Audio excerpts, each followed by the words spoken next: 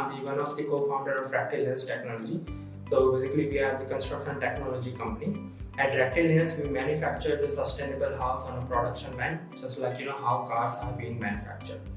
So at Rectilineus we are the 3 people team where I'm the handling the R&D and product design, and another my co-founder is leading the software part. So let's example, if you want to build your house in a Kerala, how you can do that? So we can take your design, we put it we draw floor plan in our proprietary system and instantly generate into the 3D.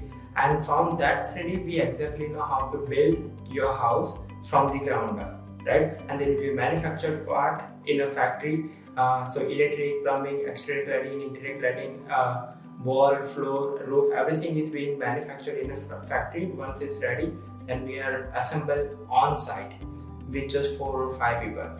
So that is the USP, which makes the construction faster and sustainable.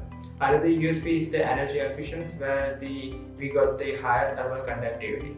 Third is the compressive strength, so which is 47% stronger than the traditional concrete. Why? Because we are using a chemically bonded advanced ceramic material, which is replaced the traditional cement.